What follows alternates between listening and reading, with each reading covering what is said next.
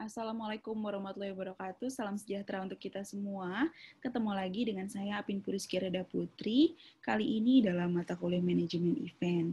Di video atau pertemuan kali ini kita akan membahas mengenai sumber daya manusia dan keuangan di dalam memanage sebuah event. Langsung saja kita masuk kepada materinya.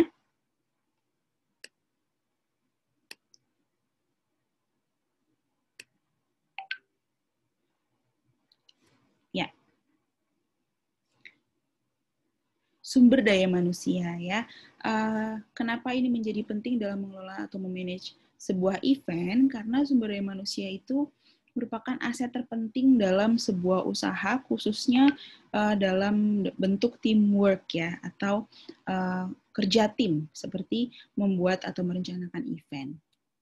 Nah, ini jenis sumber daya manusia dalam penyelenggaraan event ada dua. Yang pertama adalah pegawai yang memang dibayar, staf yang dibayar dan dibutuhkan pada saat-saat tertentu saja. Kemudian yang kedua adalah sukarelawan. Ya, sukarelawan ini berarti dia dengan sukarela membantu menjalankan event tersebut, berarti dia tidak akan mendapatkan bayaran atas peran sertanya dalam event, tetapi mereka akan mendapatkan fasilitas standar yang telah ditetapkan oleh penyelenggara. Kemudian ini ada struktur organisasi event yang masih ada kaitannya dengan sumber daya manusia dalam event. Setiap event tidak memiliki struktur organisasi yang sama, tetapi disesuaikan dengan fungsi setiap bagian dalam I.O. untuk penyelenggaraan event. Yang pertama yaitu operasional, ya, pelayanan pendukung.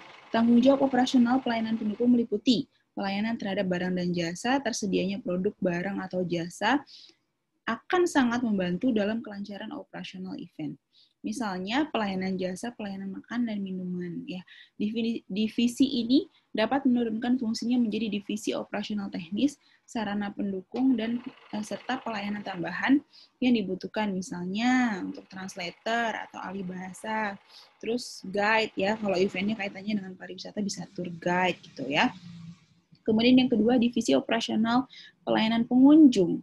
Ya, bagaimana sebuah event itu direncanakan dengan baik pengelolaan pengunjungnya yang hadir di saat pelaksanaan event itu gitu. Misalnya pada saat event konser musik ya, perlu pengelolaan pada saat mereka mulai masuk, mengantri, kemudian ada beberapa gate biasanya atau beberapa pintu sampai dia bisa masuk ke venue acara konsernya supaya tidak terjadi permasalahan atau kerusuhan pada saat berdesak-desakan pada saat masuk, misalnya seperti itu. Kemudian divisi pemasaran, ya lebih banyak kaitannya dengan bagaimana menginformasikan pelaksanaan event itu kepada masyarakat ya. Kemudian divisi administrasi, nah ini administrasi umum, kepegawaian, rekrutmen, orientasi pegawai, dan penggajian. Jadi semua yang kaitannya dengan administrasi sebuah event itu dipegang oleh divisi administrasi. Dan yang terakhir divisi keuangan ya, kaitannya pasti dengan pengelolaan keuangan, anggaran, pembelian, pendanaan, dan lain sebagainya. Nah, setelah kita tadi bahas mengenai sumber daya manusia, sekarang kita bahas mengenai keuangan dan pembiayaan event. Ya, faktor penting harus diperhatikan di bidang anggaran itu adalah penyusunan anggaran harus realistis dan dalam proses menuju pada pelaksanaan memilikinya kecenderungan terjadinya. Jadi nggak boleh kita buat sebuah RAB ya, rencana anggaran biaya itu nggak realistis. Jadi tetap harus realistis sesuai dengan yang akan dilaksanakan gitu. Ya, pelaksanaan ini ketika menuju pada pelaksanaan memiliki kecenderungan terjadinya kenaikan biaya anggaran dan memungkinkan terjadinya biaya tidak terduga. Jadi kalau kita buat RAB gitu, kita harus juga memperhitungkan biaya tidak terduga supaya jadinya nggak nombok nih teman-teman gitu kan. Kalau buat RAB itu nggak usah jujur-jujur banget, tapi harus pas dan kalaupun nanti ada pengeluaran lain yang tidak terduga itu bisa dicukupi dari RAB yang ada gitu. Ya, kemudian pembiayaan event berdasarkan urutan waktu pengeluaran biaya dalam sebuah event terbagi menjadi 3. Yang pertama cost before event ya, biaya sebelum terjadinya event ya. Contohnya uang muka, biaya sewa ruang, kemudian biaya promosi, biaya pemasaran, kemudian ada cost during event pada saat event terjadi seperti konsumsi, transportasi, akomodasi, honor pengisi acara dan lain sebagainya. Kemudian cost after event ya, biaya yang dikeluarkan sesudah event. Ya biasanya terdiri dari pemberitaan media, penambahan fasilitas, biaya-biaya tidak terduga, dan lain sebagainya. Nah, tujuan event dan target keuangan. Ini ada beberapa contoh, teman-teman, penetapan tujuan dan rencana keuangan. Jadi berdasarkan jenis event itu, tujuan eventnya pasti beda-beda sehingga target keuangannya juga akan berbeda. Yang pertama, contohnya event olahraga Olimpiade Atletik tingkat sekolah dasar. Tujuannya mengembangkan bakat atletik usia SD, mendatangkan pengunjung, meningkatkan image penyelenggara peduli pada olahraga dan usia sekolah dasar. Target keuangannya mendapatkan keuntungan dari event Olimpiade tersebut dan juga meningkatkan fasilitas atletik di stadion kota. Terus ada juga event budaya, pameran pesona budaya. Meningkatkan kecintaan terhadap budaya, memperkenalkan budaya pada masyarakat luas tujuannya. Target keuangannya adalah mencapai titik impas biaya penyelenggaraan. Jadi tidak perlu untung, yang penting modal yang dikeluarkan itu kembali. Kemudian event perusahaan, ada perayaan ulang tahun perusahaan, menyelenggarakan perayaan ulang tahunan, kemudian meningkatkan rasa kebersamaan di antara internal perusahaan ya. Target keuangannya menjaga biaya pada angka yang telah ditetapkan perusahaan. Kemudian ada event personal seperti pernikahan. Tujuannya merayakan hari pernikahan tentunya. Target keuangannya menjaga biaya tidak lebih dari sekian juta, gitu, sekian puluh juta misalnya seperti itu.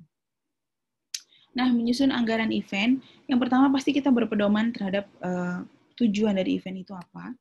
Kemudian kita lakukan pengecekan harga terkini dari semua vendor yang kita ajak kerjasama atau semua barang dan jasa yang dibutuhkan dalam pelaksanaan sebuah event. Kemudian perbedaan waktu perencanaan dan penyelenggaraan event harus memperhitungkan kenaikan harga, karena ada event-event yang masih mau dilaksanakan tahun depan atau beberapa tahun lagi, tapi sudah kita rencanakan dari sekarang. Berarti kenaikan harga yang kaitan sama inflasi juga harus dihitung, ya. Harga tiket ditetapkan dengan memperhitungkan semua komponen biaya dan keuntungan yang diharapkan, mempertimbangkan presentase peserta yang akan hadir, menetapkan harga event sesuai fasilitas yang didapat. Nah, berdasarkan perhitungan total biaya yang dikeluarkan, maka anggaran akan memberikan informasi mengenai menetapkan berapa harga jual tiket, berapa tiket harus terjual untuk mencapai balik modal atau titik impas, berapa tiket harus terjual untuk menutup semua biaya yang dikeluarkan, berapa tiket harus terjual untuk mendapatkan keuntungan kecil, berapa tiket harus terjual untuk mendapatkan keuntungan sesuai dengan rencana anggaran yang dibuat, berapa persen keuntungan yang didapat apabila batas minimal penjualan tiket sudah tercapai untuk menutup semua biaya yang harus dikeluarkan. Jadi ketika kita membuat atau menghitung total anggaran, maka kita akan tahu kita harus menjual berapa tiket, berarti berapa tiket untuk bisa balik modal, berapa tiket untuk dapat keuntungan, ya, dan lain sebagainya. Ini contoh format penyusunan anggarannya, bisa dicek teman-teman dan bisa dibuat untuk contoh.